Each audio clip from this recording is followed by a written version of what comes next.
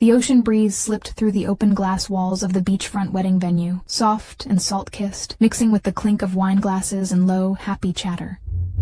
String lights crisscrossed the darkening sky, warm gold against the pale Oregon twilight, and white linen tablecloths fluttered gently in the wind. It was Mia's night, her rehearsal dinner, her perfect lead-up to the wedding she'd spent 2 years obsessing over. Every detail was curated, every guest hand-picked, every moment designed to make her the center of attention. I'd known better than to steal her spotlight, but tonight, she'd set her sights on dragging me into it anyway. I sat quiet at the outer edge of the head table, keeping my posture relaxed, my hands folded loosely in my lap. I'd left my Navy years firmly behind me 4 years ago when I'd gotten out, traded deployments and storm rescues for quiet coastal civilian life. I worked Marine outreach now, slow, steady, unremarkable work, and that was exactly how I liked it. Normal, unseen. No one digging into my past. No one asking questions about the years I'd spent running toward the roughest ocean storms on the Pacific coast. Mia, my younger sister, had never understood my need for quiet. She thrived on attention, on being the bright, shiny, celebrated one in the family. Growing up, I'd always been the disciplined, stoic older sister, the one who joined the military straight out of high school, who chased hard, dangerous things while she chased prom dresses and social clout. She'd spent our entire lives competing with a version of me she'd built in her head, intimidating, unapproachable, secretly arrogant. Tonight, surrounded by her new fiancé's wealthy, polished family, she was determined to take me down a peg. The dinner plates had just been cleared, guests leaning back in their chairs, laughter rolling through the room when Mia stood abruptly, glass of sparkling wine in her hand. She smiled bright and sweet, the perfect blushing bride-to-be, her gaze sweeping the crowd before landing sharp and playful on me. The smile didn't reach her eyes. "Before we wrap up tonight," she announced, her voice carrying easily over the quieting room, "I have one little fun secret to share about my sister, Bryn. Everyone here has heard how quiet and reserved she is now, but our tough older sister had the best silly Navy nickname back in her service days." A light ripple of playful interest moved through the crowd. Heads turned toward me, curious and amused. My shoulders tensed instantly. I knew exactly what she was about to do. She'd been bugging me for months to tell her my old call sign, and I'd always refused. It wasn't silly. It wasn't a joke. But Mia had never cared to ask why I kept it private. She only saw a chance to embarrass me. "Come on, Bryn," she pressed, tilting her head, tone dripping with teasing condescension. "Don't be shy. Tell everyone your Navy nickname. Let's give the party a little fun story to remember." The room hummed with gentle encouragement. A few guests chuckled,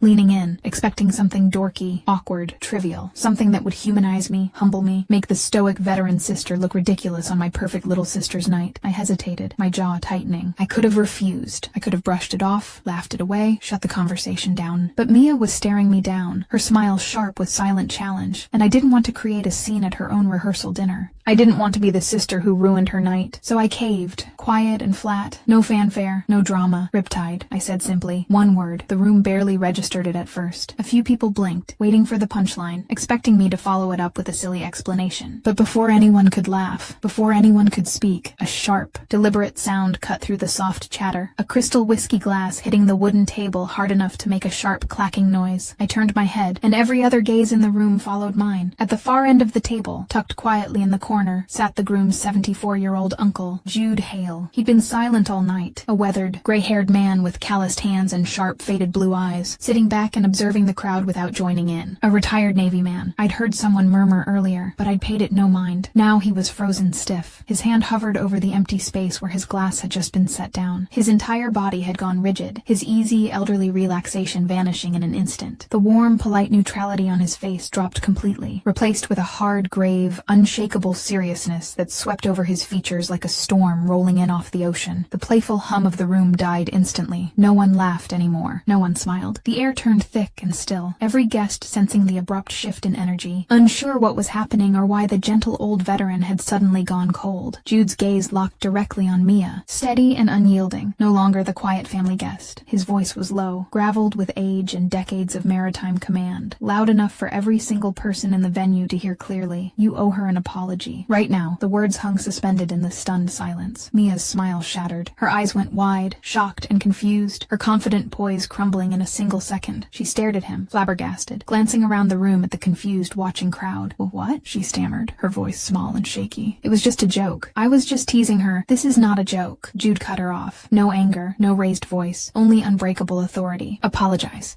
Before anyone here understands exactly what you just tried to mock, the room stayed frozen. Whispers died mid-breath. Every guest sat motionless, waiting, baffled by the sudden, unshakable demand unfolding in front of them. No one knew why a simple Navy nickname had just upended an entire rehearsal dinner. No one knew why this retired veteran's entire demeanor had shifted from mild to merciless in the span of a single word. But I knew. Sitting there, under the weight of every staring eye, I felt the old, buried weight of my service crash back over me in full force. The storm nights, the rescue missions, the loss I'd spent years burying under my quiet civilian life. Mia had meant to humiliate me. She'd meant to make me look small and silly and ordinary, but in one careless, petty attempt to steal the upper hand on her wedding night, she hadn't embarrassed me at all. She'd just exposed my buried legacy to the one man in the entire room who knew exactly what the name Riptide truly cost. The beach-strung fairy lights still glowed soft overhead, but the light-hearted mood of Mia's rehearsal dinner had evaporated completely. An awkward, heavy hush hung over every table. Guests shifted in their seats, exchanging quiet, confused glances, none of them grasping why a harmless-sounding nickname had sparked such a stern rebuke from Uncle Jude. Mia stood frozen beside the head table, her sparkling wine glass trembling slightly in her grip. Her face burned bright red, embarrassment mixing with hurt and indignation. This was her night, her carefully curated celebration, and in seconds it had slipped out of her control. She shot me a quick, bitter look, as if all of this was somehow my fault. Jude Hale never softened his gaze. He sat straight-backed in his chair, gray brows drawn tight, waiting. There was no yelling, no theatrical outburst, just unwavering expectation. Under the weight of every pair of eyes in the room, Mia had no graceful way out. "I'm sorry," she mumbled, barely loud enough for the people closest to hear. It was hollow, forced, the kind of apology that only sought to make the moment end, not to own what she'd done. She set her wine glass down hard and dropped back into her chair, folding her arms tight across her chest, staring down at the linen tablecloth. Jude gave a slow, sharp nod, accepting the bare minimum. He did not push her for more, but the damage was already done. The playful rehearsal dinner energy could not be repaired. People began gathering their things, making quiet excuses to leave early. Small clusters formed in the lobby and on the patio, low whispers rippling outward. I stayed seated for a long minute, my pulse hammering behind my ribs. My hands felt cold. Riptide. That single word had unlocked something I'd spent 4 years running from. I had never told Mia the story behind the call sign. I had never told most people. I'd wanted to leave that chapter buried at sea. Now it was out in the open. Fiancé Ethan pulled Mia aside, speaking to her in hushed tones. I could see Mia gesturing toward me, arguing, telling Ethan I'd overreacted, that Jude had overstepped for no reason. From where I sat, I could not hear the words, but her body language told me everything. In her mind, I was the villain who had ruined her perfect rehearsal dinner. I slipped outside onto the back deck to breathe in the salt-heavy night air, away from all the staring faces. The crash of Pacific waves rolled in from the shore a short distance away. I leaned against the wooden railing, trying to steady my racing thoughts. I had not expected anyone in Ethan's family to have any Navy background at all, let alone someone who would recognize Riptide. Footsteps crunched across the wooden planks behind me. I turned, half expecting it to be Mia coming to lash out at me. Instead it was Jude. He moved slowly, his joints stiff with age, stopping a respectful distance away so he would not crowd me. "Bryn," he said, his voice much gentler than it had been inside the dining room. "I hope you understand I had no wish to create a spectacle tonight, but I could not sit there and let that name be turned into party mockery." My throat felt tight. "What do you know about Riptide?" I asked quietly. He stared out toward the black ocean, the moonlight glinting across the rolling surf. "That is not a conversation for 25 wedding guests. I would like a chance to talk to you privately. Tomorrow morning, before the chaos of wedding weekend fully takes hold." I hesitated. Curiosity warred with fear. Part of me wanted to shut this down entirely, to tell him to leave my past in the past where I'd buried it. But there was something in his weathered face, a quiet grief I recognized, that stopped me from turning him away. I gave a small, reluctant nod. "Okay, tomorrow morning." We exchanged no more words. He tipped his head once and walked back toward the venue. When I went back inside a few minutes later, most of the guests were gone. Mia avoided every glance in my direction. My own parents pulled me to the side, confused, wanting an explanation I was not ready to give. "Bryn, what was that all about?" my mom asked, voice low. "Why did that man get so upset over a nickname?" "I can't talk about it right now," I told her. That night, I laid awake in my hotel bed for hours, replaying the dinner scene over and over in my head. By sunrise, texts were circulating through the extended wedding party group chat. Wild, half-formed theories were spreading. Some people thought Riptide was some sort of classified top-secret mission. Others guessed I had gotten into terrible trouble during service. No one had the full truth. Mid-morning, I got another text, this one from Ethan. His tone was polite, but wary. His family had begun digging. They were quietly looking up fragments of my Navy service record, trying to piece together why Uncle Jude had reacted so explosively. My stomach sank. I had only wanted a quiet, uneventful weekend for my sister's wedding. Instead,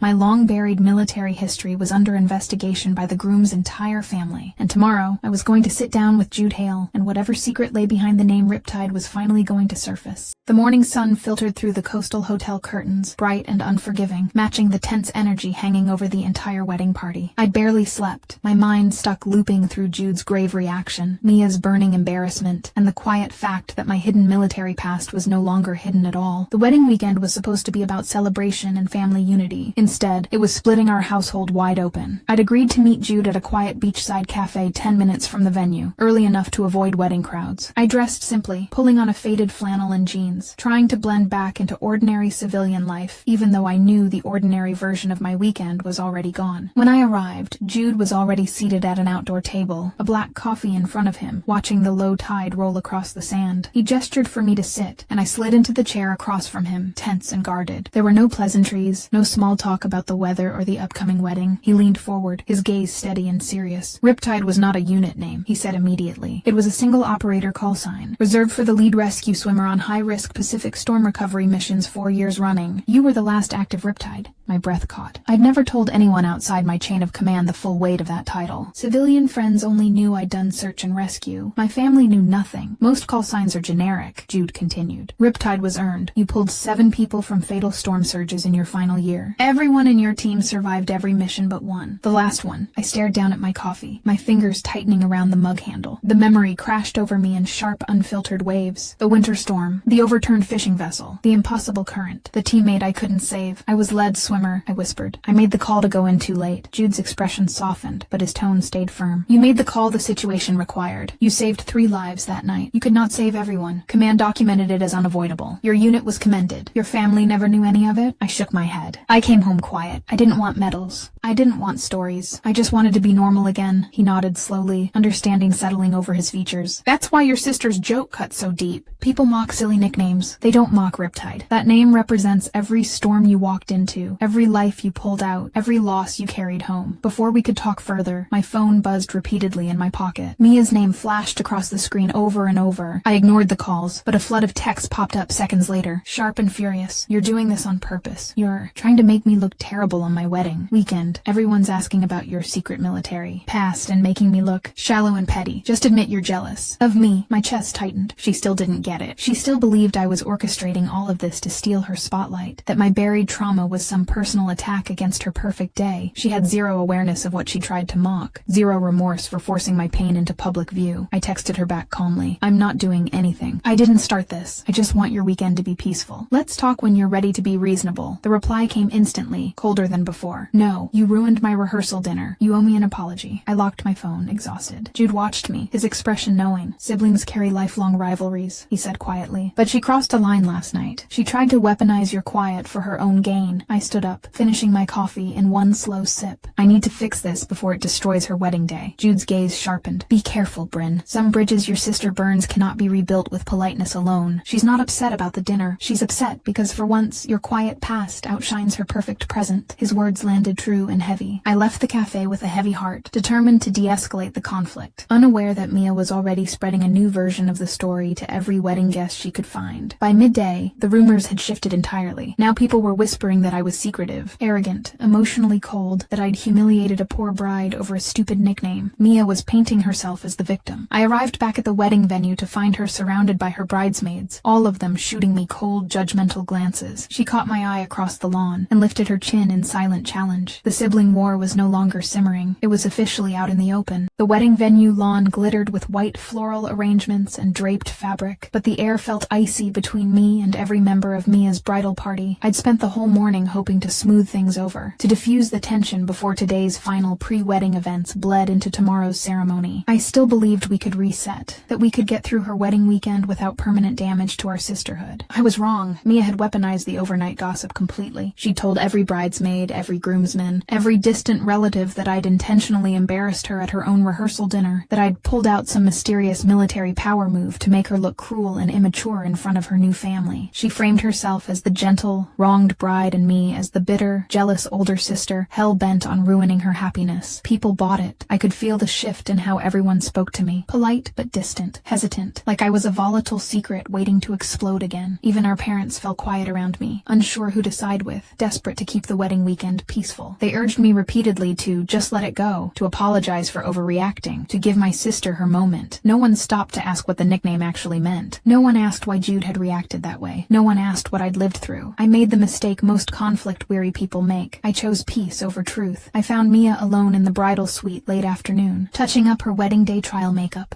surrounded by garment bags and flower crowns. I stepped inside gently, closing the door behind us to give us private space. "Mia," I said softly, "I don't want to fight with you on your wedding weekend. I'm sorry your rehearsal dinner got tense. I didn't mean for that to happen. Let's reset for tomorrow. I'll stay quiet. I'll stay out of the spotlight. I'll let your day be entirely yours." I meant every word. I was ready to shrink back into invisibility entirely if it would save her wedding day. I thought this olive branch would end the conflict. Instead, Mia turned from the mirror, her eyes sharp and unforgiving. "There it is," she said bitterly. "The big, tough veteran sister pretending to be humble so everyone can praise you for being the bigger person. You think this makes you noble? You think everyone's going to feel bad for you now?" I froze, stunned. "That's not what I'm doing at all. It's exactly what you're doing." Her voice rose, sharp and cracking with years of repressed resentment. "You've always been like this. You leave. You do something impressive and dangerous and heroic. Then you come home quiet and stoic so everyone thinks I'm just the shallow, pretty little sister who does nothing important." In that moment, I finally understood. This was never about the rehearsal dinner joke. This was years of unprocessed jealousy, years of feeling inferior, years of hating that my quiet strength outshone her performative perfection. "I never tried to make you look small," I told her, heart aching. "I only tried to survive my life, save it." Mia turned back to her mirror, wiping at her eyeliner aggressively. "You can play the victim all you want, but everyone knows you ruined my night. And tomorrow, I'm not letting you do it again." I left the bridal suite hollow and defeated. My attempt to reconcile had backfired completely. My kindness had been twisted into manipulation, my peace offering framed as a power play. That night, I received a single text from my closest veteran friend back in town, someone who'd served alongside men from my old unit. I'd never told him I was at a wedding dealing with family drama, but he'd seen a vague post from a wedding guest online mentioning the Riptide incident. His text stopped me cold. "Riptide last mission had one fatality. Your teammate. Everyone who knows the story knows you still carry that guilt. People don't joke that name around vets who know." I sank down onto my hotel bed, my vision blurring. Mia had spent the entire weekend mocking, twisting, and weaponizing the one thing I'd spent years grieving in silence. And tomorrow, on her wedding day, she was fully prepared to keep doing it. I'd misjudged her insecurity entirely. It wasn't petty jealousy. It was a deep, lifelong resentment that would never be fixed with an apology or a quiet compromise, and I had just handed her more fuel to burn me down. Wedding morning dawned bright and windless, the Pacific Ocean glassy and calm outside the venue windows, a deceptive kind of peace that did not match the storm brewing between me and my sister. I woke up early, my body tight with stress, my mind replaying my friend's text about the fatal last Riptide mission. I'd buried that grief so deep I rarely let myself think about it, but now it was resurfacing fast, dragged into the light by Mia's relentless insecurity. I decided to meet Jude one final time before the ceremony, needing full context before I stepped into the wedding day chaos. I found him sitting on the beach alone, watching the sunrise paint the waves pale gold. He did not need me to explain why I'd come. He saw the exhaustion on my face, the quiet trauma in my posture. "You never told your family about your team member," he said, not as a question, but as a statement. I shook my head, my throat tight. "His name was Leo. He was 23. We got caught in a secondary current during the rescue. I grabbed the civilians. I couldn't reach him in time." Jude's face hardened with old grief. "I was his training chief before he transferred to your unit. That's why I knew your call sign instantly. I trained every Riptide candidate. I watched you two deploy together. I watched you come home alone." My knees nearly buckled on the sand. The final missing piece clicked into place. Jude hadn't just recognized a random military call sign. He'd known Leo. He'd waited years to meet the survivor of that fatal mission. He'd watched my civilian life from afar, quietly aware of what I'd lost. "I had no idea you knew him," I whispered. "I've waited 4 years to find you," Jude admitted. "I've wanted to tell you what command buried in the official report. It was never your fault, Bryn. The current shifted faster than meteorological models predicted. No swimmer alive could have pulled him out that day. You saved every person you could. You did your job." Tears stung my eyes, hot and sudden.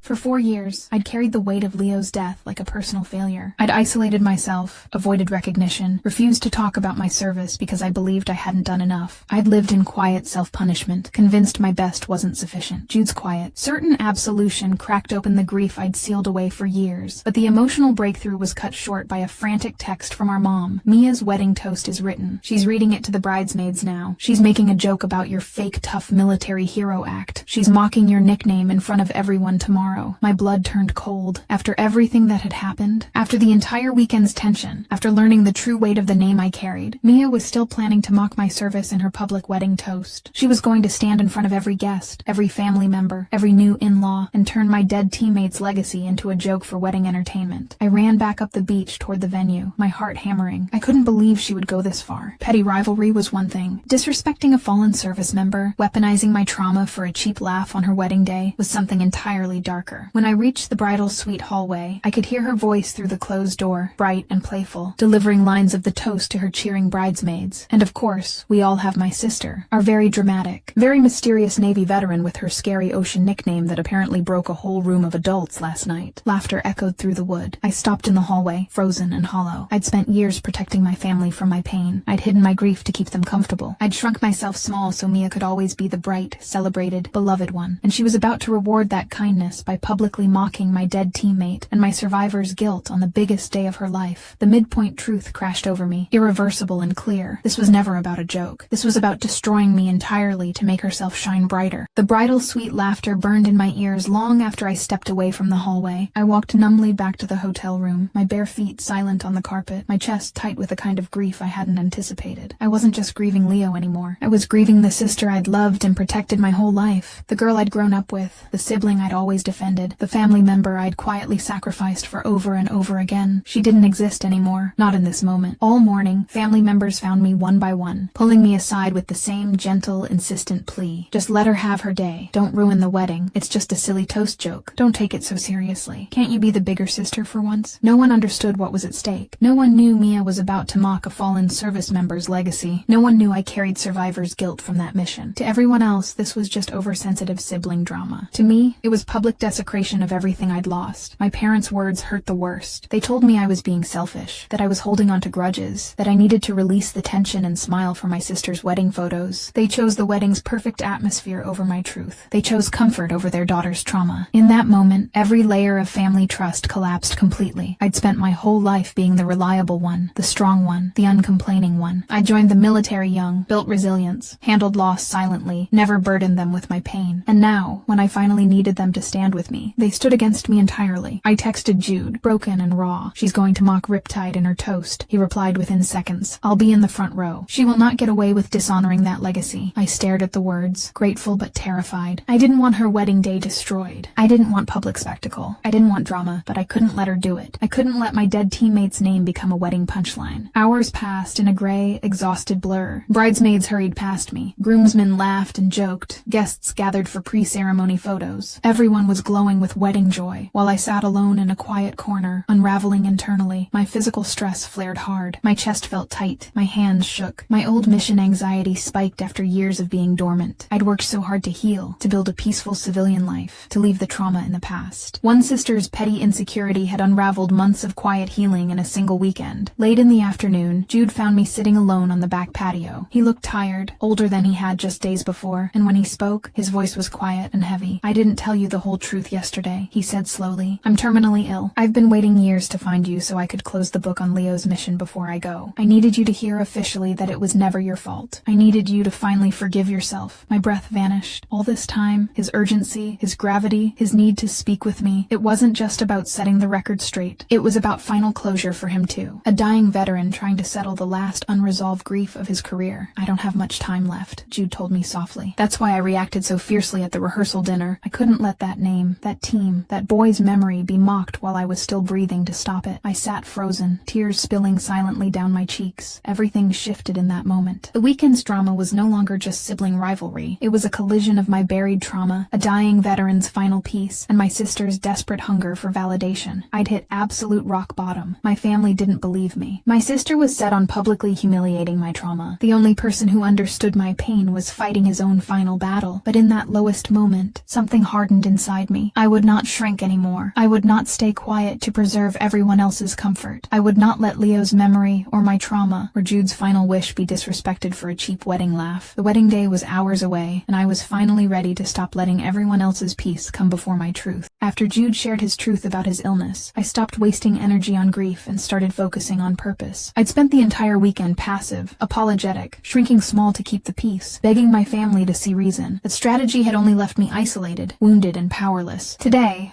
on Mia's wedding day, I would fight back, not with cruelty, not with drama, but with quiet, unshakable truth. I spent the morning gathering everything I had left of my old unit records. I kept a small waterproof folder in my car, a handful of official documents I'd never been able to throw away, mission after action reports, unit commendation citations, a single printed photograph of my team before the final storm deployment. I rarely looked at them. They were too heavy, too painful. But today, they were my proof. I wasn't preparing to destroy Mia's wedding. I was preparing to defend the legacy of a dead 23-year-old kid who couldn't defend himself. I was preparing to honor Jude's final wish. I was preparing to finally stop abandoning myself to keep everyone else comfortable. I reviewed Mia's planned toast through a mutual friend who'd seen the full script. The joke about my nickname stayed. The mocking tone about my mysterious dramatic military past was front and center. She doubled down, convinced that humiliating me publicly would erase her rehearsal dinner embarrassment once and for all. She truly believed I was the villain in her story. She believed my quiet strength was arrogance, my trauma was drama, my survival was a personal attack on her perfection. I made one final attempt to reach her privately before the ceremony. I found her fully dressed in her white wedding gown, veil pinned perfectly, makeup flawless, standing in the bridal room staring at her reflection. She looked beautiful, radiant, everything she'd ever dreamed of being. My chest ached for the sisterhood we'd lost. Mia, I said gently, don't do the toast joke, please. You don't understand what you're mocking. She turned to me, her eyes cold and unyielding. I understand perfectly. You're upset people don't think you're as special as you pretend to be. Today's my day, Bryn. You don't get to steal it again. I'm not stealing anything, I whispered. I'm begging you to show respect. Respect is earned, she shot back. And you haven't respected me my entire life. There was no reaching her. Her heart was fully closed off, consumed by resentment and pride. I left the bridal room knowing there would be no last-minute reprieve. The toast was happening. The public mockery was inevitable. I texted Jude one simple line. I'm ready. I'm not hiding anymore. He replied, stand steady. Truth doesn't need volume to land. As guests began seating for the outdoor ceremony, I walked the venue grounds quietly, centering myself. I thought of Leo, of the storm waves, of the lives we'd saved, of the life we'd lost. I thought of 4 years of silent guilt, 4 years of hiding, 4 years of letting everyone else's comfort come before my healing. I thought of Jude, fighting illness just to give me peace, just to make sure his former student's memory was honored. I made my final decision. When Mia delivered her mocking toast in front of the entire wedding crowd, I would not run. I would not shrink. I would not leave the room embarrassed. I would stand. I would speak one calm, clear truth. I would let every single person in that audience understand exactly what the name Riptide meant. I would let them know the weight my sister was joking about. I would honor my team, honor Leo, honor Jude's final effort. I would not yell. I would not cause a scene. I would simply stop letting my trauma be trivialized. The wedding music began to play across the lawn. Guests fell silent. The ceremony was about to start. I took my seat in the family row, folder tucked quietly in my clutch, resolve settled firm in my chest. For the first time all weekend, I was no longer afraid of the conflict. I was ready for the final fight. The wedding ceremony unfolded beautifully, soft sunlight filtering through the oak trees lining the lawn, gentle music floating over quiet, captivated guests. Mia walked down the aisle glowing, every bit the perfect bride she'd spent years visualizing. For a brief, suspended moment, everything felt normal. The tension of the weekend faded into background noise, and I almost wished I could stay in that peaceful illusion forever. But the illusion broke the second the ceremony ended. After photos, after hugs, after the formal celebrations wrapped up, guests moved to the reception tables for dinner, speeches, and toasts. The mood was light, celebratory, joyful. No one knew the storm about to break. No one knew the bride was preparing to weaponize her own sister's trauma for a cheap laugh. I sat quietly at the family table, Jude beside me, steady and calm, despite his obvious fatigue. He didn't speak, didn't need to. His presence alone grounded me. He'd seen every part of this story. The mission, the loss, the cover-up, my years of silent guilt. He knew exactly what was coming, and he was ready to stand with me. Mia took the stage minutes later, microphone in hand, smile bright and confident. The room cheered for her. She soaked in every ounce of attention, her eyes sweeping the crowd until they landed directly on me. She began her toast sweetly, thanking guests, honoring her new husband, gushing about her perfect wedding day. The crowd laughed, smiled,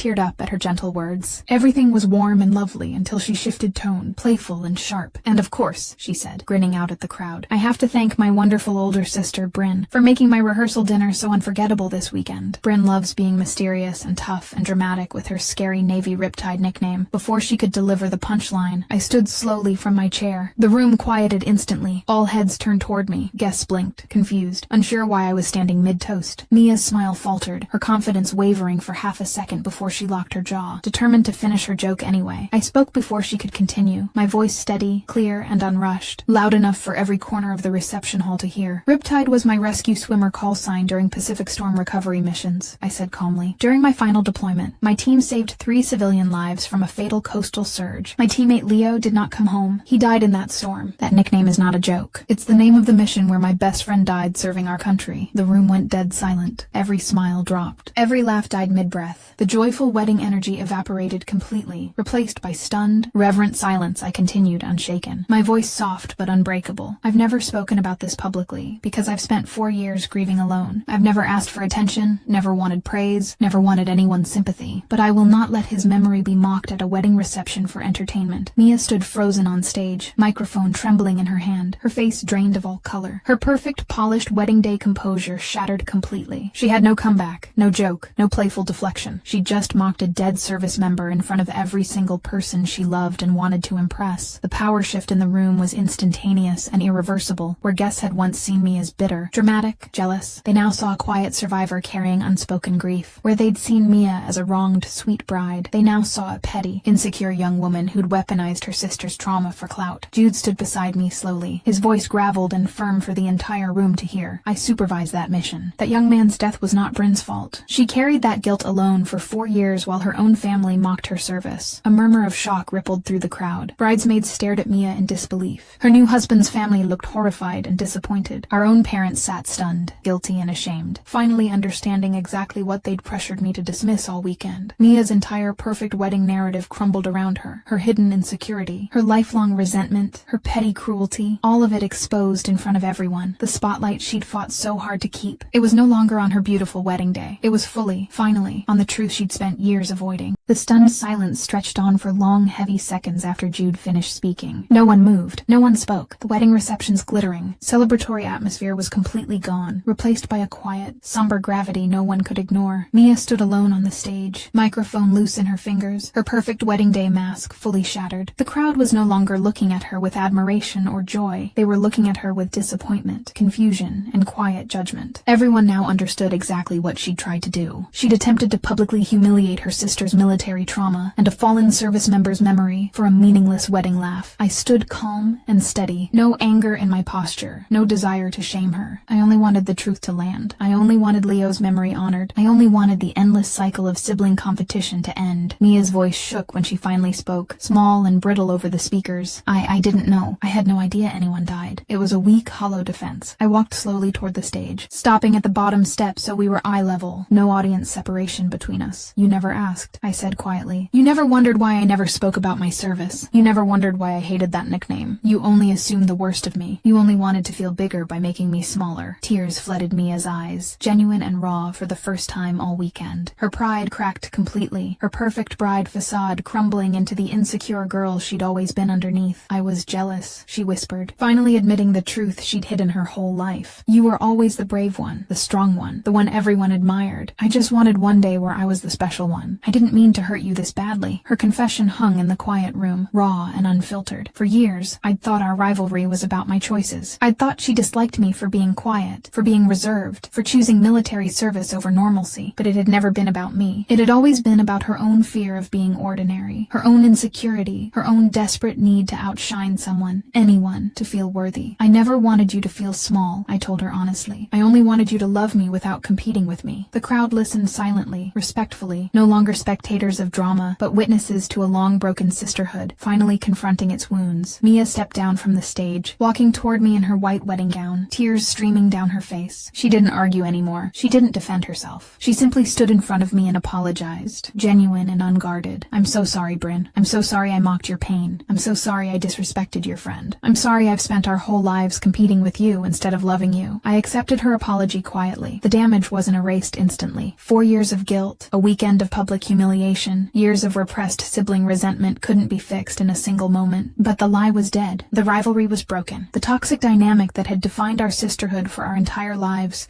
was finally shattered for good. Our parents sat in their seats, visibly remorseful, realizing how badly they'd failed to protect me all weekend. The groom's family watched with newfound respect, understanding my quiet strength and the weight I'd carried alone. Jude stood nearby, watching with a quiet, peaceful smile. The final unresolved piece of his career grief was finally settled. unfurled. The truth was public. The survivor was absolved. The fallen team member was honored. The wedding days. Conflict reached its irreversible climax in that moment. The lies were exposed. The resentment was confessed. The truth finally won. But as I stood face to face with my crying sister, surrounded by a silent wedding crowd, I knew one thing for certain. Nothing between us would ever be the same again. The old sibling dynamic was dead forever. The rest of the wedding day unfolded softly, quietly, differently than Mia had ever imagined. There were no more grand speeches, no more playful roasts, no desperate bids for spotlight. The reception shifted into gentle, respectful celebration, guests speaking in quiet tones, honoring both the wedding joy and the heavy truth that had surfaced. Mia and I spent the rest of the evening in honest, quiet conversation, no longer rivals, no longer competing for love or attention. She apologized again and again, not for the audience, but for herself, truly understanding the harm she'd caused. I forgave her not because her actions were excusable, but because I was tired of carrying resentment alongside my grief. Healing required letting both go. Our parents approached me privately that night, tearful and remorseful, admitting they'd chosen peace over their child's pain, admitting they'd never fully understood how much I'd endured during my service years. They apologized for pressuring me to stay quiet, for dismissing my trauma, for failing to protect me. It was too late to erase the weekend's hurt, but it was the start of a new, more honest family dynamic. In the weeks following the wedding, the gossip faded, replaced by quiet respect. The groom's family treated me with gentle reverence, understanding the quiet courage I'd carried for years.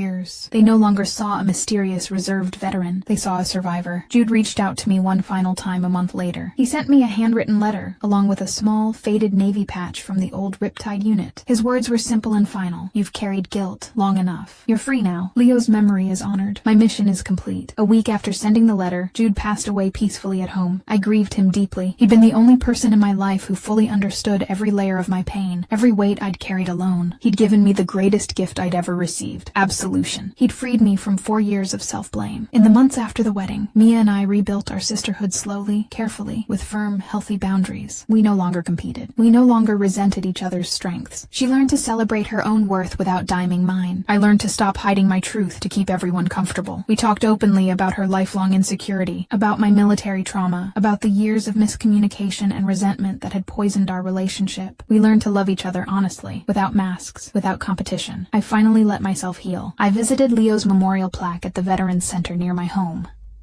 I laid flowers, spoke his name out loud for the first time in years, and finally whispered the words I'd never allowed myself to say. I did everything I could. I'm sorry I couldn't save you too. Saying it out loud lifted the final weight from my shoulders. One quiet, coastal afternoon nearly half a year later, I found myself back at the same beachfront wedding venue where it all unraveled. I was there for a friend's casual event, walking the same wooden decks, breathing the same salt air. The string lights still glowed, the ocean still crashed steady against the shore. I thought back to that terrible rehearsal dinner night, to the moment Mia forced me to say my call sign, to the instant everything quiet and safe in my civilian life exploded open. I didn't flinch from the memory anymore, didn't hide from the name Riptide anymore. It was no longer just a reminder of loss and guilt. It was proof of survival, proof of courage, proof that I'd walked through impossible storm and made it out alive. I was no longer the quiet veteran, hiding from her past to keep the peace for everyone else. I was no longer the sister shrinking small to make her sibling feel bigger. I was no longer the survivor carrying unearned guilt alone. I was Bryn Carter, former Riptide rescue swimmer, trauma survivor, healed sister, finally, unapologetically myself. The storm was over, and I was finally standing steady in the calm.